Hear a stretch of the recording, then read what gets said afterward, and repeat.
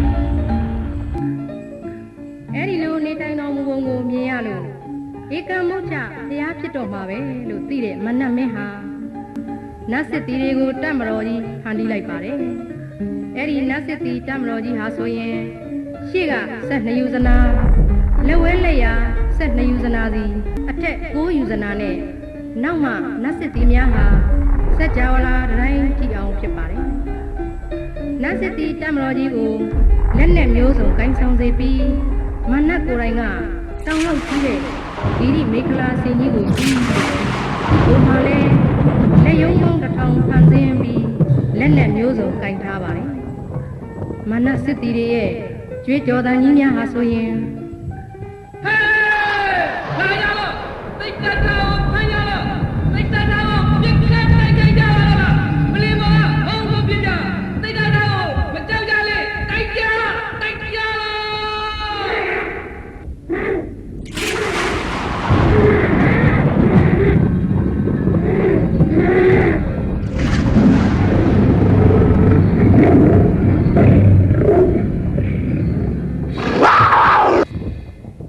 ကြွေးကြော်သံတွေဟာယူဇနာတစ်ထောင်ကတောင်ကြားရပါတယ်။ကြားမင်းတောင်ဖိမိန်တုံအောင်ကြောက်လန့်ပြီးထွက်ပြေးသွားခဲ့ရပါတယ်။ဘုရားဖရာရဲ့သာသနာပြုလုပ်ငန်းမအောင်မြင်အောင်တိုက်ခိုက်ကြပြီလေ။မဟာကရုဏာတော်ရှင်မြတ်ဖရာကတော့တပါးတဲ့နဲ့မတုံ့လှုပ်ပဲမေတ္တာတရားကိုသာပွားများပြီးနေတဲ့အခါမှာမနတ်ရဲ့စစ်လက်နဲ့တွေဟာအရာမရောက်ပဲရှိနေပါတော့တယ်။မြတ်ဖရာကမိမိရဲ့ကုသိုလ်ပါရမီကိုသာအကာအကွယ်ပြုလို့မနတ်ကိုခုလိုညွှတ်ဆိုပါတယ်။မနတ်ငါသည်ဝိနည်းတတ္တဝါအပေါင်းတို့ကိုကိုနာသေးပေးစိုးကြီးတို့မှကဲတင်မည်။ဤသို့ကဲတင်နိုင်အောင်သဗ္ဗညုတဉာဏ်ကိုရအောင်လုပ်ခြင်းဖြစ်သည်။ငါပါရမီကိုဖြိုမရပါ။ငါပါရမီကုသိုလ်တို့ကိုသင်မယုံလျင်တက်တည်ပြုမည်ဆိုပြီး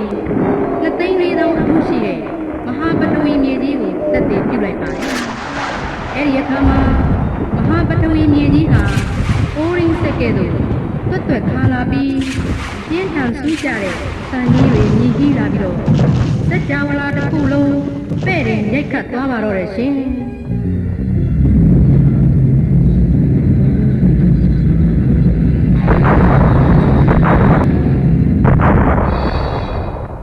ဒီခါမှာမနက်နဲ့တကွစစ်တီတွေအားလုံးထွက်ပြေးကြလို့ဗုဒ္ဓဘုရားရှင်ရဲ့မဟာကရုဏာတော်နဲ့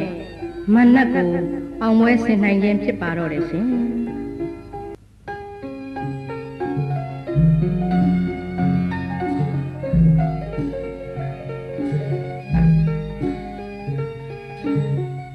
ဗုဒ္ဓဘုရားသခင်သည်အာလဝီပြည်သို့မြန်ကြွတော်မူရာအာလဝကနဗလူကိုချွတ်ရန်ရည်ရွယ်ရာမေတ္တာရှင်မအာလဝီပြည်ကိုနီညောင်မင်းကြီးမှာနဗလူဘုံဗိမာန်ကြီးရာမြတ်ဗုဒ္ဓကြွခြင်းတွင်အာလဝကနဗလူဤမဝန္တမနတ်သမီးစင်လာမနီခရီးဝေးစီဝေးနေလေရာ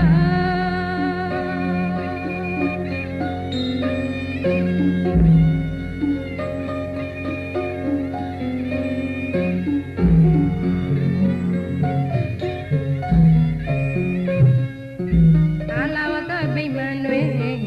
ကြွားနှောင်းဝင်ကယရနာပလင်းလက်ပေါ်သရင်သုံးတော်မူရာအာလဝကဗိမာန်တွင်ကြွားနှောင်းဝင်ကယရနာပလင်းလက်ပေါ်သရင်သုံးတော်မူရာရွှေစင်ရောင်ကြီးဝဲကိုမြူတော်ရာသူတွေ့တလားဦးမြော်ကြည်ညိုဘလူးကျွေရပေါင်းတွေမှာဘုရားမြတ်စွာဟောကြားမြတ်တရားကောင်းကြီးအော်ပေးလို့နာကြားရာဂဒေါသမောဟကင်းအမောင်လင်းဆောင်ရာကျမတို့ရဲ့ဗုဒ္ဓမြတ်ဖရာသာဝတိမြို့မှာ36မိန်ကျော်ဝေးတဲ့အာလဝီပြည်ကအာလဝကနဗလူကိုချွတ်ရန်အတွက်ကြွမြန်းတော်မူခဲ့ပါတယ်။အာလဝီပြည်အနီးတကာဝခံဝေးတဲ့အရက်မှာရှိတဲ့ညောင်မင်းကြီးတစ်ပင်မှာအာလဝကနဗလူရဲ့ဘုံဗိမာန်ရှိပါတယ်။ဘုရားကြွရောက်တဲ့အချိန်မှာဆိုရင်အာလဝကနဗလူကြီးဟာကိမဝန္တာနတ်တစ်ပင်အစည်းအဝေးတက်ရောက်နေခြင်းဖြစ်လို့ဘုရားရှင်ဟာဘုံဗိမာန်အတွင်းဝင်ပြီးအာလဝကထိုင်တဲ့ယရနာပလင်တက်ပေါ်မှာသရင်သုံးတော်မူလို့ရွှေရောင်အဆင်းရှိတဲ့ရောင်ကြီးတော်တွေတဝင်းဝင်းတစ်လျက်ကွမြူးတော်မူနေလို့အာလဝကရဲ့မောင်းမချွေရန်ပေါင်းဟာဖျားကိုရှ िख ိုးဝိုင်းရံနေကြပါတယ်။ကြီးညိုဝဲကောင်းတဲ့ဗုဒ္ဓရဲ့အသေးတော်ကိုဖူးမြော်ကြရင်တရားတော်ကိုနာယူကြရပါတယ်။ယာကဒေါသမောဟအမှောင်တို့နဲ့တစ်သက်လုံးဖုံးအုပ်ညစ်သေးခဲ့တဲ့အာလဝကရဲ့ဗိမာန်ကိုဗုဒ္ဓရဲ့သေတော်ဗုဒ္ဓရဲ့သာယာနာပြောပွဲကောင်းတဲ့ဓမ္မအတန်မောင်းမအပေါင်းတို့ရဲ့ကြည်နူးမဆုံးပီတိဖုံးတဲ့ ကောင်းကြီးဩဘာသာတို့ဟာစေကြောတန့်စင်လိုက်တယ်လို့အတိုင်းမသိသောအတရေကိုဆောင်းပြီးဗိမာန်ကြီးဟာဝင့်ကြွားထဲဝါသွားပါတော့တယ်အဲ့ဒီအချိန်မှာအာလာဝကနတ်ဘလူးကြီးရောက်လာလို့ရမ်းမုံမိကြဒေါသကြီးစွာနဲ့那从北边的边到西海四角草啊，我要为你，俺一万有人的牛肉片，一看来没人人都灭呀了。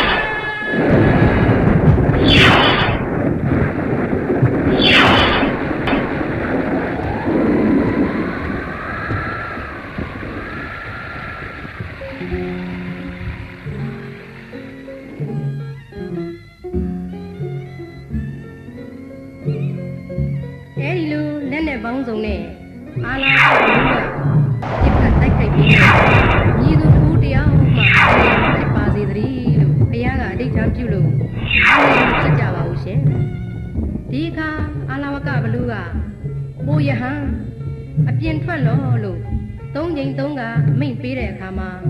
ဗုဒ္ဓကထွက်ပြပေးမယ်ဘုရားကိုတစုံတရာအာဏာရမပြုတ်နိုင်ခဲ့ပါဘူးအာလာဝကရဲ့အလိုကိုလိုက်အကြိုက်ကိုဆောင်ပြီးမဟာကရုဏာမေတ္တာတော်ရှင်မြတ်ဘုရားကစိတ်ဓာတ်ကိုနူးညံ့အောင်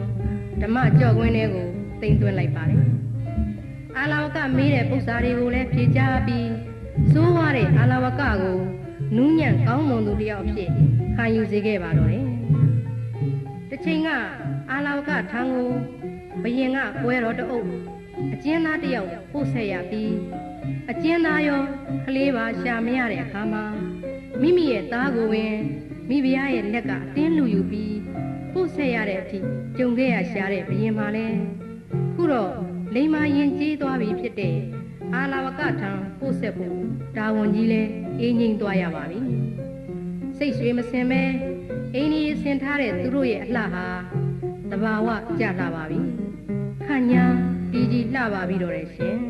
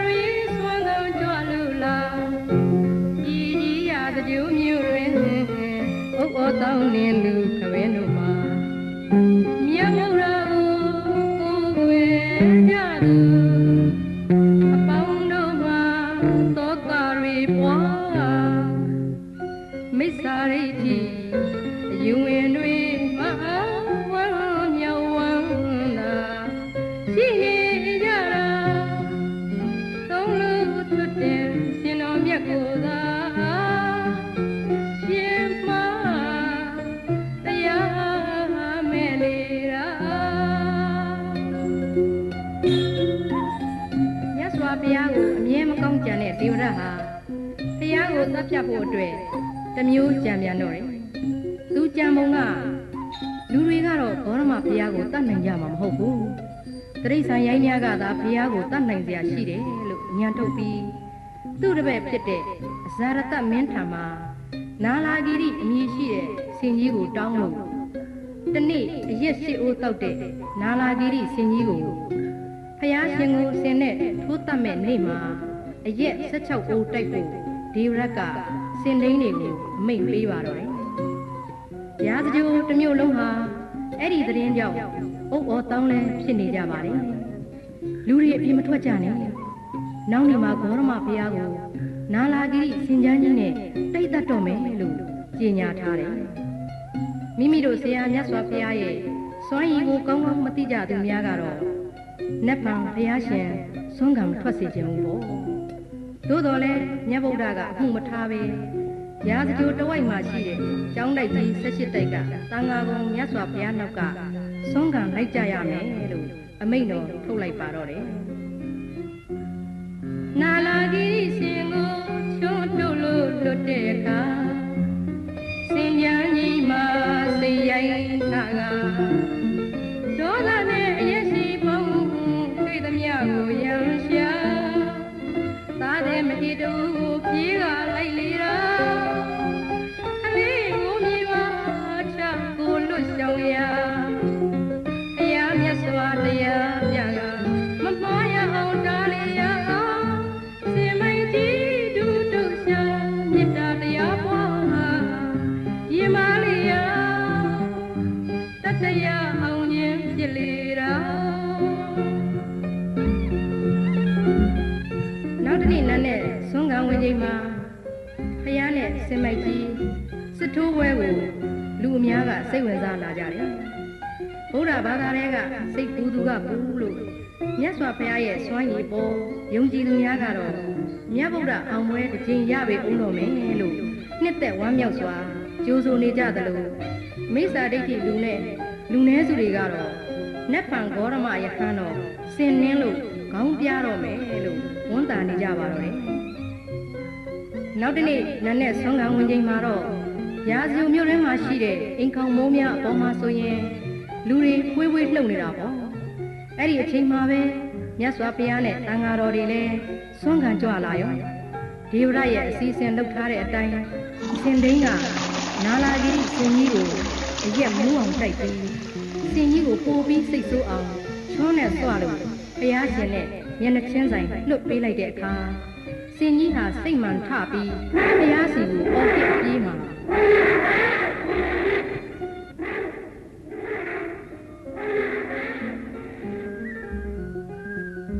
စင်ကြီးဟာဘုရားရင်စီမရောက်ခင်သားတဲ့အမေတူကြောက်ရကြပြေးရလိုက်ထိုးတော့တာပေါ့မိခင်လည်းကလေးကိုမြေပေါ်ချပြီးကိုလွတ်ပြေးတဲ့အချိန်မှာစင်ကြီးကငိုးနေတဲ့ကလေးကိုနင်းတပ်ဖို့ပြေးသွားမြတ်စွာဘုရားကမေတ္တာလိမ့်၍အေးငြိမ်းသောအတန်တော်နဲ့ချစ်သားနာလာဂီရိတင့်လူများကငါ့ကိုထိုးတတ်ရန်တင့်ကိုလွတ်လိုက်ခြင်းဖြစ်သည်ကလေးငယ်ကိုဘေးမပြူပါနဲ့ငါဘုရားစီအရောက်လာခဲ့ဆိုပြီးမေတ္တာရက်တွေလွတ်လိုက်တော့စင်ကြီးဟာမြတ်စွာဘုရားရဲ့ရှေ့မှာပစစ်တုပ်ဝတ်ချလိုက်ပါတော့တယ်လူတို့ပိဋကတ်တွေဟာအသက်တောင်ရှူဖို့မိနေကြတဲ့အလားပါပဲမြတ်ဗုဒ္ဓကိုအယုအသေးပြုတ်နေတဲ့စင်ကြီးကိုလည်းမအံ့ဩပဲမနေနိုင်တော့အောင်ရှိနေကြရပါတယ်ဖခင်ကစင်ကြီးရဲ့ဥကင်းကိုကြောင်လေးပမာကင်တွယ်သုံးသပ်ပြီးမာဂထဘာသာနဲ့တရားဟောတော်မူပါတယ်ချစ်သားနာလာဂီရိငါဖခင်ကိုမပြစ်မှားနဲ့မူးရစ်မိုက်မဲခြင်းလည်းမရှိနဲ့ဤသို့ဆိုရင်သင်ဟာကောင်းရာဘဝကိုရောက်ပါလိမ့်မယ်လို့ဟောတော်မူတယ်မကြုံစဘူးထူးခဲ့တဲ့အဖြစ်ကိုမြင်ကြရလို့ကြီးညိုစိတ်တွေပွားများကြပြီးကိုမာပါလာကြတဲ့ယရနာစင်ရွှေငွေတွေကိုချွတ်ပြီးစင်ကြီးရဲ့ကိုယ်ပေါ်ကိုတင်ကြကဂုံပြူကြပါတော့တယ်စင်ကြီးဟာဘုရားရဲ့ခြေတော်အောက်ကမြူးမုံတွေလိုသူ့ခေါင်းပေါ်ကိုယူကျဲပြီးနောက်ဆုတ်လို့ပြန်သွားပါတော့တယ်မေတ္တာတန်းကြောင့်အရက်သမားစင်စိုးကြီးကိုစင်လိမ္မာသူတော်ကောင်းကြီးဖြစ်စေပါတော့တယ်ရှင်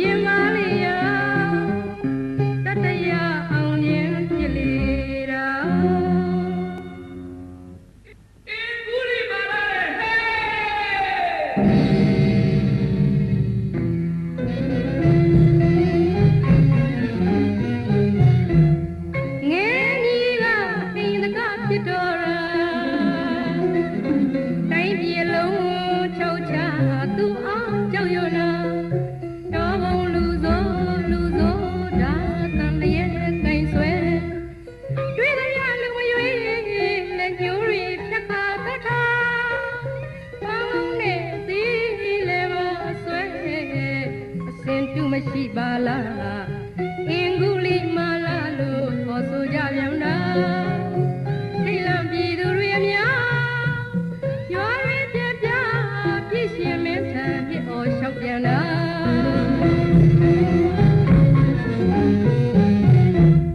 ရတော်ကိုစင်ဘယင်မင်းကဖန်စီခိုင်းရမွေးမိမာတာပုံနေမမှာသာမောင်လူဆိုအတွက်ရရမီပွားကညေတော်မရှာသာမောင်လူလေဝေးရကိုပြေးလေ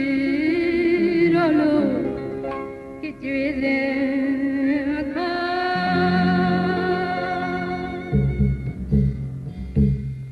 အဟိတကသာမိုက်မှာဓာထောင်းလို့တအားပင်လိုက်တော့တာကောသလမင်းကြီးရဲ့ပရောဟိတ်နဲ့ဇနီးမန္တာနိပုံနေမတို့ကအဟိတကသို့သူကိုပွားမြင်ခဲ့ပါတယ်သူ့ကိုမွေးစဉ်ကတိုင်းပြည်လုံးမှာရှိတဲ့လက်နက်တွေဟာတပြောင်ပြောင်တောက်လို့ဟခင်ပယောဟိတ်ကသူ့သားအဟိတကကိုလူဆိုးဖြစ်လိမ့်မယ်လို့နမိတ်ဖတ်ခဲ့ပါတယ်အရွယ်ရောက်တော့တက္ကသိုလ်ဆရာကြီးထံမှာပညာသွားရောက်သင်စေတဲ့အခါမှာဆရာကြီးကအလွန်အရေးပေးတဲ့အတွက်တခြားတပည့်တွေကမလို့ဖြစ်ကြပြီး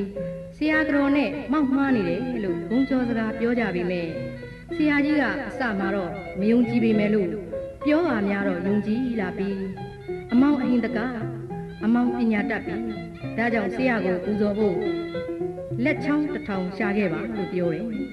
သူဟာဆရာစကားကိုနားထောင်ပြီးတော်တယ်သွားတွေ့သမျှလူတွေကိုဖမ်းလက်ချောင်းတွေကိုဖြတ်ယူပြီးတော့လယ်ဘင်းမှာကျိုးနဲ့တီးပြီးဆွဲထားတယ်အဲ့ဒီအချိန်ကစပြီးသူ့ကိုအင်္ဂုလိမာလ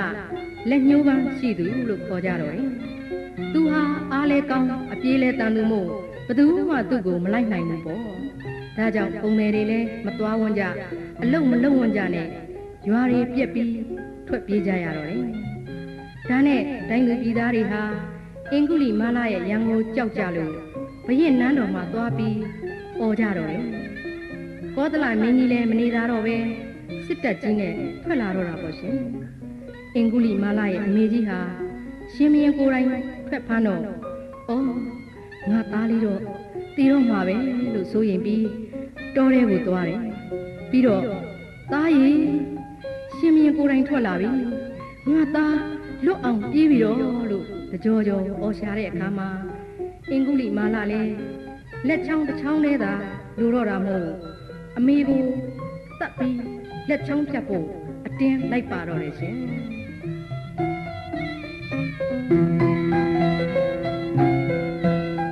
ဘုရားမြတ်စွာကြွလာမမောင်တာရရတော့တရားကြီးဤတိတ်ကျွေးကိုတန်လျက်ကိုသာမြေမှာချတော့တာယဟန်ဖြစ်တော့တွင်ရဆေပြလက်မခိုင်ရဤဤပိကုခေါ်ကယဟန်ဖြစ်လေရောတရားပေါက်လာမှာပြောက်ပါတိန်စင်ဆန္ဒပမတရားနောက်ကရကုတ်ကောင်းလိုက်ရှာမေတ္တာစေရနာဆောင်းနေနဲ့အောင်ရင်စရုပ်ထားဒီအခါမြတ်စွာဘုရားကမြင်တော်မူလို့တကိုးတော်နဲ့ကြွလာပြီးအမေနဲ့အင်္ဂုလိမာလကြားမှာရပ်တော်မူလိုက်တဲ့ဆိုရင်ပဲအင်္ဂုလိမာလဟာအမေကိုလွတ်ပြီးဘုရားကိုလိုက်တော့တာပေါ့သူဘလောက်ပဲလိုက်ဘုရားရဲ့တကိုးတော်နဲ့အနားကိုမရောက်နိုင်တဲ့အခါမှာအင်္ဂုလိမာလကယဟန်ကြီး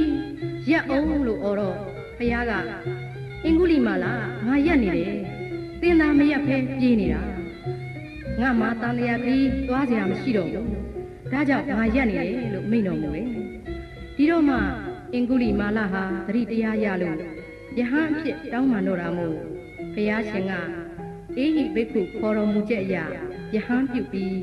ဘုရားနောက်ကလိုက်ပါသွားပါတော့တယ်တနေ့တော့အခါအင်္ဂုလိမာလဆုံးခံကြွတော့လူတွေကအုတ်ခဲတွေနဲ့ပေါက်ကြပြစ်ကြခတ်ကြပေမဲ့စိတ်ဆိုးတဲ့ဒေါသမာနမရှိတော့ဘူးတဲ့တနေ့ဆုံးခံသွားရင် သားမပွားနိုင်တဲ့မိမတယောက်ကိုတွေ့ခဲ့ရလို့ဂယုဏဖြစ်ပြီးဖျားရှင်ကိုလျှောက်ထားတဲ့အခါမှာဖျားကထိုမိမထံသွားပြီးရတော်ဟံပကိနိစသဖြင့်တစ္ဆာဆိုဖို့သင်တော်မူလိုက်တဲ့အတိုင်းအင်္ဂုလိမာလသွားရောက်ရွတ်ဆိုလို့ကိုဝံဟာချက်ချင်းပဲလွယ်ကူစွာဖွားမြင်နိုင်ပြီးဒီအချက်ကိုထောက်ထားလို့သုတ္တိနာဂဗဝုဋ္ဌာနံလို့အင်္ဂုလိမာလတုတ်မှဆိုခဲ့ပါတယ်အင်္ဂုလိမာလထေကိုမြင်ကြရင်လူတွေဟာကြောက်ရွံ့ထွက်ပြေးကြလို့စွန့်ခက်ခဲပြီးတရားအားမထုတ်နိုင်ရှိရတဲ့အတွက်ဖျားရှင်ကသစ္စာပြုခိုင်းခြင်းဖြစ်ပါတော့တယ်ရှင်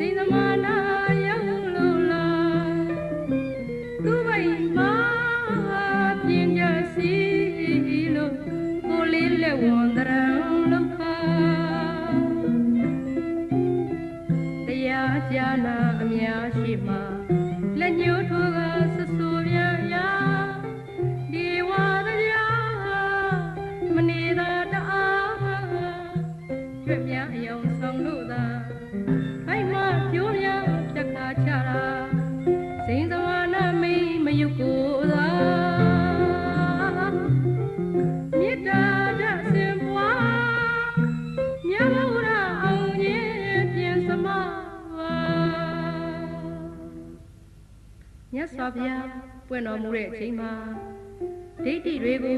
လူမဲ့သူဆွန်းလောင်းမဲ့သူသိမရှိတော့တဲ့အတွက်သူတို့မှလက်လာပါနေလာကြတယ်။ဒါနဲ့သူတို့တွေစည်းဝေးကြပြီးမြတ်စွာဘုရားဂုံပြည့်ရှက်ရအောင်လို့စိန်စမာနာဆိုတဲ့အလှမဲ့ပြပိုက်မလေးကိုတာဝန်ပေးကြတော့တယ်။စိန်စမာနာဟာညနေမိုးချုပ်ရင်ဇေရဝံကျောင်းဘက်ကိုသွားကျောင်းတော်နာကဒိဋ္ဌိလေးစီမှာအိတ်တယ်။နတ်နဲ့မိုးလင်းတော့ထပြီးပြန်လာတဲ့အခါမြို့တွင်းကလူတွေကမေးရင်ဇေရဝံကျောင်းမှာယဟန်ကြီးဂေါရမနဲ့အတူအိတ်ပြီးပြန်လာတယ်လို့ပြောပါတော့တယ်။ဒီလိုနဲ့လာပေါင်းတော်တော်ကြာတော့ဘိုက်ကိုပြင်ကျက်တွေနဲ့ကတ်အပေါ်ကအဝတ်တွေနဲ့ပတ်ပြီးပရိသေတွေအရက်မှာရှိတဲ့အယောင်ဆောင်ပြီးတော့မြတ်စွာဘုရားတရားဟောကြားနေတော့ပိဋကဘုံဘုံကြားထဲဝင်ပြီးရှင်ဂေါရမသင်ကတော့လူတွေတယုံယုံနဲ့ပြောနေတာပဲကျုပ်မှာတော့ရှင်းနဲ့ရတဲ့ကလေးကိုဘယ်မှာမွေးရမှမသိဘူးမွေးဖွားဖို့နေရာကလေးများကြည့်လို့ပေးပါအောင်လို့အော်ပြောလို့လူတချို့ကသူပြောတာကိုယုံပြီးသူ့ကိုတနာကြတယ်ဖះကိုလည်းထင်အောင်ထင်မှားဖြစ်ကုန်ကြတာပေါ့မြတ်စွာဘုရားကတော့ထူးထူးထွေထွေမပြောတော့ပဲမေတ္တာဂရုဏာပွားပြီးတော့နေလိုက်တယ်ဒီတော့ကြားမင်းကနတ်သားတွေကိုဖြည့်ရှင်းဖို့လွတ်လိုက်တယ်ဆိုရင်ပဲနတ်တွေက ကျွတ်တွေအယောင်ဖန်ဆင်းပြီးပြင်ကျက်တွေကိုချီတဲ့ကျိုးတွေကိုကြပြိုင်နဲ့ကိုက်ပြလိုက်တော့ပြင်ကျက်တွေပြုတ်ကျပြီးခြေချောင်းတွေဖြစ်ကုန်ကြတယ်ဒီတော့သူ့အလိန်တွေပေါ်လို့လူတွေကမောင်းထုတ်ကြတာပေါ့ဇေရဝံကျောင်းတော်ရဲ့မလန်းမကန်းနေရာလဲရောက်ရောအဝီစီငရဲကြီးကမီးတော့မီးလျံနေတက်လာပြီးသူ့ကိုရစ်ပတ်ယူသွားလို့မြေမြူပြီးငရဲမှာခန်းနေရရှာတော့တယ်မြတ်စွာဘုရားရဲ့ဂုဏ်ကျေးဇူးတော်တွေကတော့စတဲ့တဘိုးတိုးလို့ပိဋကတ်တွေရဲ့ကြီးညိုသရာစိတ်တွေဟာလဲတိုးတက်ပွားများလာရပါတော့တယ်ရှင်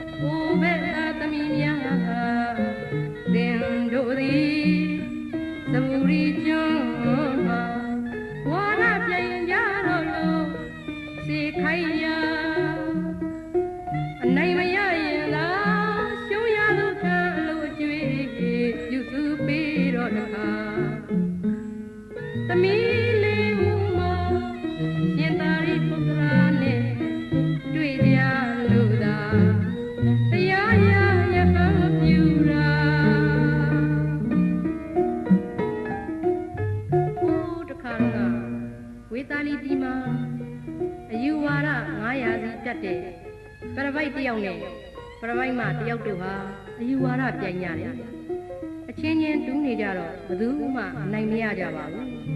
ဒါနဲ့ဝေသာလီမင်းတွေကသူတို့နှစ်ယောက်ကိုပေးစားပြီးတော့ထောက်ပံ့ထားကြပါတယ်ဒီလိုနဲ့သူတို့မှာသမီးလေးယောက်နဲ့သားတစ်ယောက်ဖွားမြင်တဲ့အခါမှာသားသမီးတွေဟာအမိဘက်ကရောအဖဘက်ကပါဝါရတစ်ထောင်စီတက်ကြတယ်ဒါနဲ့သမီးလေးယောက်ကိုဇိုရီပါကျွန်းမှာရှောက်ပြီးဝါရပြန်ညာ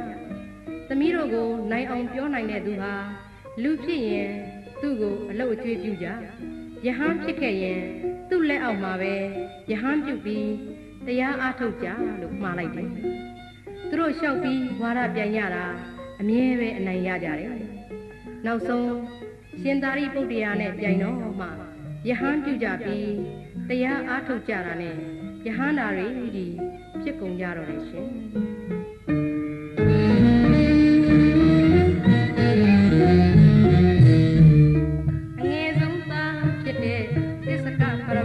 မန်တိုက်မိုက်မှာဘုရားကိုယ်သာသူပြိုင်ပြီးတော့စကနိုင်လူပြအနတ္တကိုအတ္တပဲလို့ဆွဲမြဲညင်ပြန်လာပရမေမြတ်စွာဘုနာသေးခြင်းကိုတာနိုင်ပါ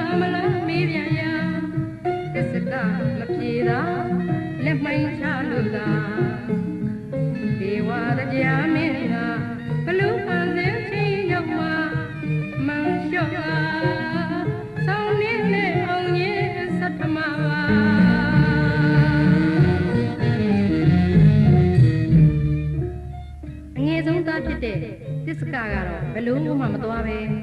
လေးစုံမင်းသားတွေကိုပညာသင်ပေးရတယ်တနေ့တော့ယဟန်တစ်ပါးနဲ့တွေ့လို့ကိုတော်တို့ဆရာဂေါရမဘုရားကဘယ်လိုတရားများဟောသလဲလို့မေးပါတယ်ပြန်ပြောတော့ဘယ်ဟုတ်မလဲဂေါရမတော့အယူအဆတွေလွဲနေပြီငါနဲ့သာပြန်ပြောရင်တော့ဂေါရမခြားခြားလဲသွားမှာပဲဆိုပြီးသူ့တပည့်မင်းသားတွေကိုလာကြဟေ့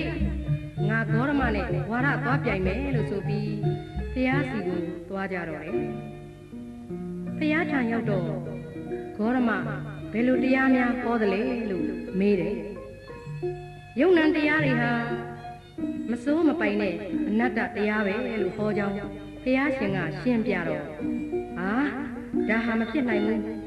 လူတွေဟာမြေကြီးပေါ်မှာရပ်တည်ပြီးအလုတ်လုတ်ကြသလိုကိုယ်ပိုင်ဆိုင်တဲ့အတ္တပေါ်မှာမှီပြီးကောင်းမှုမကောင်းမှုကိုလုပ်ကြရတာပဲပိုင်ဆိုင်တဲ့အတ္တခန္ဓာမရှိရင်ဒီလိုလုပ်လို့ဘယ်ရမလဲလို့သစ္စကပရပိုက်ကပြန်ပြောပါတယ်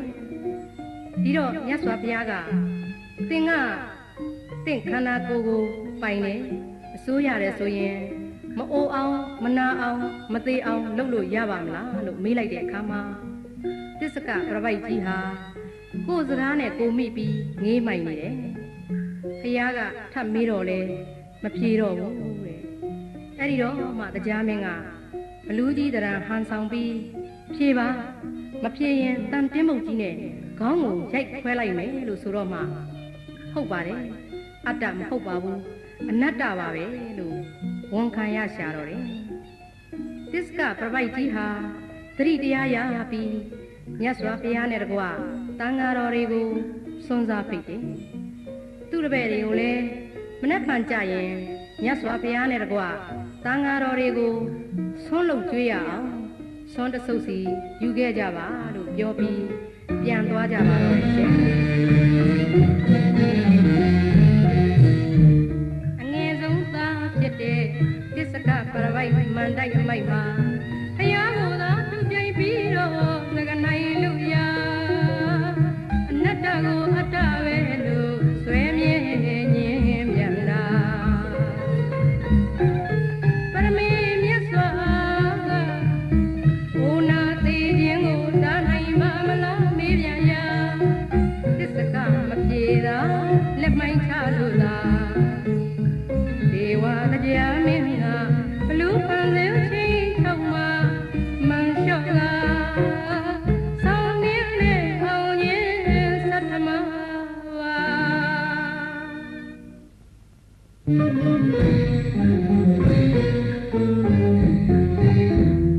ဟိုရခင်ပြေရောခါနန်းတို့ပနန္ဒတကူမကြီးတဲ့ငါမင်းကြီးမှာပျော်ပွဲစားရန်အတွက်စီမံနေတဲ့အခါမြတ်စွာဘုရားနဲ့ယဟန္တာ900သူတို့ကောင်းကြော်ဖြတ်လို့သာတာဝရိန္ဒာနတ်ပြည်တဲ့သူကြွကြလို့သာဒေါသပြင်းသောငကမင်းမခံနိုင်ဖြစ်ပါမထောင်လွှာရန်ဆုံးမှာတရားမေကနန္ဒောပနန္ဒနဂမ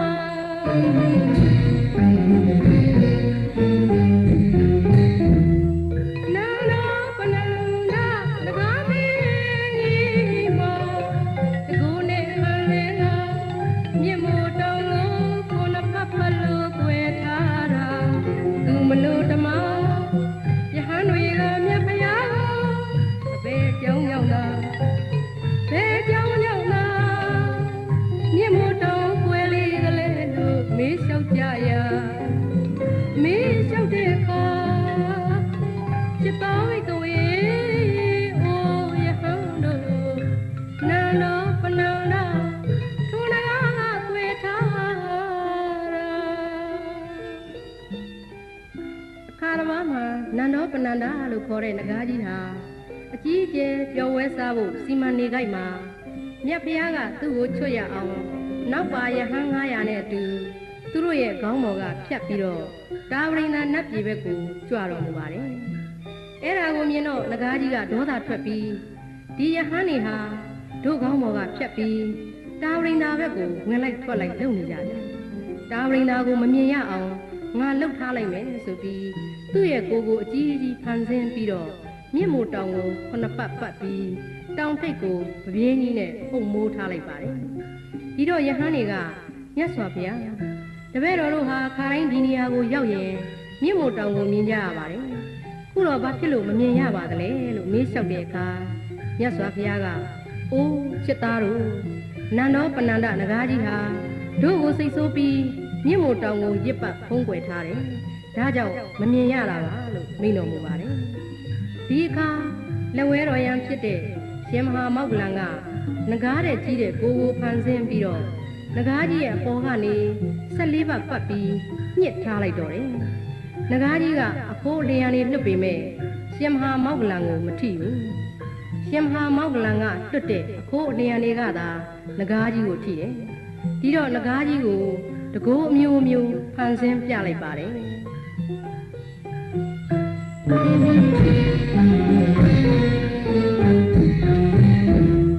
ရှင်မဟာမောက္ကလန်မထေရတော်မြတ်သည်နဂါးယံကိုဆုံးမရအတွက်သူရဲ့ကြီးတဲ့နဂါးမင်းတရံဟာလင်းလို့ရစ်ပတ်လေတော့ပါနန္ဒောပဏ္ဏအာမတမန်ကိုချဘယ်သူမှမတတ်နိုင်ရှာအရှုံးပြီးကဖုံးရိပ်ပါဦးခိုက်ပါလို့ဆောင်းနေတဲ့အောင်ရဲ့တတ္တမပါရှင်မောက္ကလန်ကဂလုံးကြီးအောင်ဖန်ဆင်းပြီးနဂါးကြီးကိုလိုက်တော့မှနဂါးကြီးကကြောက်လန့်ပြီးတပည့်တော်ကြောက်ပါပြီဗျာအရှင်ဘုရားကိုကိုးကွယ်ပါတော့မယ်လို့ပြောပါတယ်ဒီတော့မှရှင်မောက္ကလန်ကလာခဲ့ဆိုပြီးမြတ်စွာဘုရားစီကိုခေါ်သွားတော့မှမြတ်စွာဘုရားကိုရှ िख ိုးပူဇော်ပါတယ်ထိုအခါမှာမြတ်စွာဘုရားကမေတ္တာဂရုဏာတော်ကြီးမားစွာနဲ့အောင်မြင်ခဲ့ခြင်းဖြစ်ပါတယ်ရှင်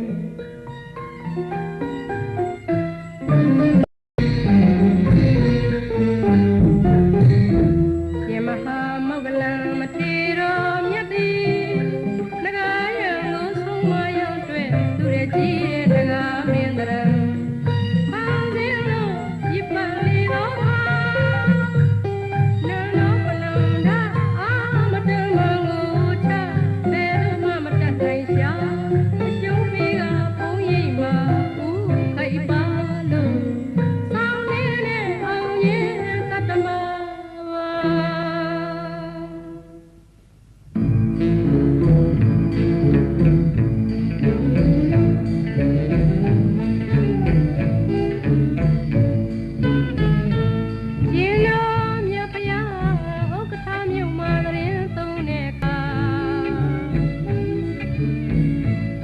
ဆိုတဲ့မြမကြီးကယူဆလွယ်မှာစွာကိုအထင်ကြီးကမြဲတဲ့ဘဝမလို့သာသူဒီပျော်ပိုက်စွာမြတ်ဖရာဗုဒ္ဓကြွလန်းကသူအားချွတ်ရင်သာဆွေကိုယ်တော်ကတင်ရောက်လာကျွန်ုပ်တို့ဘုံဒီကအိုခြင်းနာခြင်းသိခြင်းမရှိပါအကောင်းဆုံးလို့သူပြောလေတော့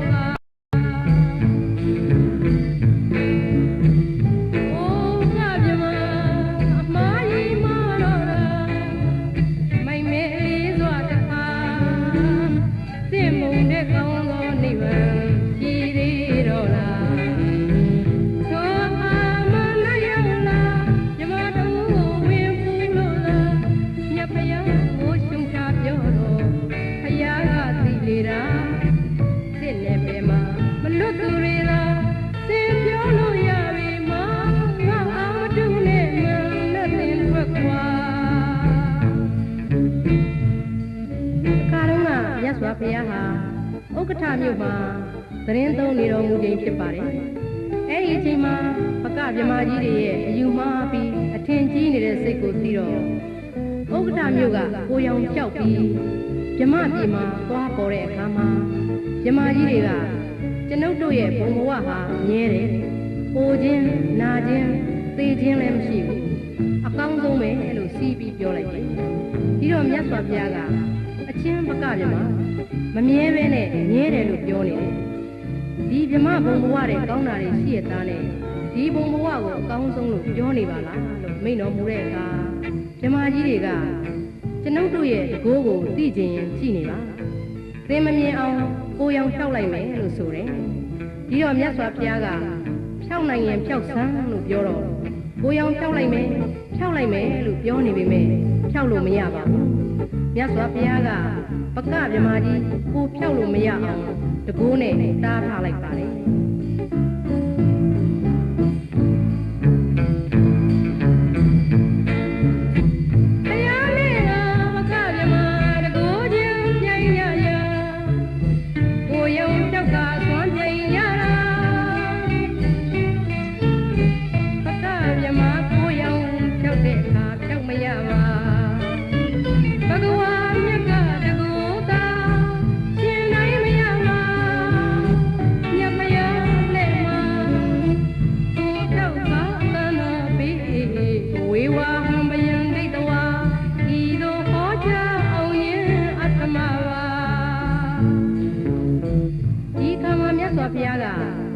ဗြမာကြီးဒီမှာကြည့်ပါ